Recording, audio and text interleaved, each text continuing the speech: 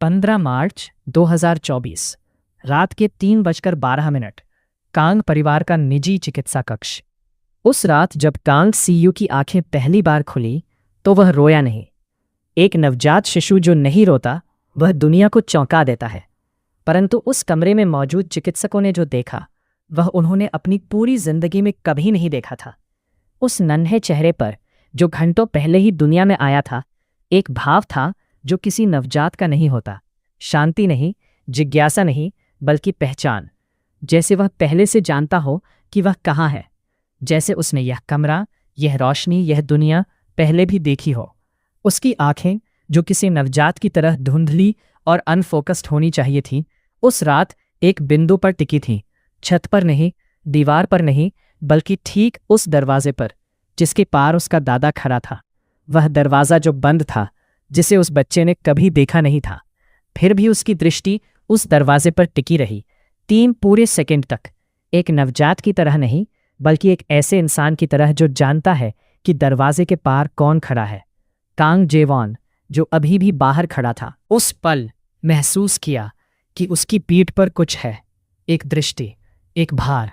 70 वर्षों में उसने बहुत लोगों की नज़रें अपनी पीठ पर महसूस की थीं, दुश्मनों की, प्रतिद्वंद्वियों की, मातहतों की, परंतु ये नज़र अलग थी।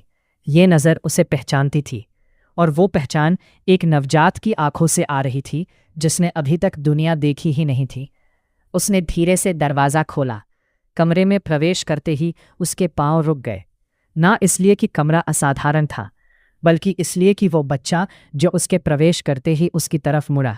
उसकी आंखें उसे देख रही थीं, सीधे, स्थिर, निडर। कोई नवजात किसी अजनबी को इस तरह नहीं देखता, परंतु ये बच्चा अजनबी को नहीं देख रहा था। ये बच्चा किसी को पहचान कर देख रहा था। कांग जेवोन ने अपने 70 साल के जीवन में पहली बार घुटने टेके, धीरे धीरे उस बच्चे के पास, और उस नन्हे चेहरे को देखा जिसमें उसे कुछ दिखा जो उसने दशकों पहले देखा था। वही दृष्टि, वही भार, वही पहचान। जैसे कोई पुराना साथी एक नए शरीर में लौट आया हो।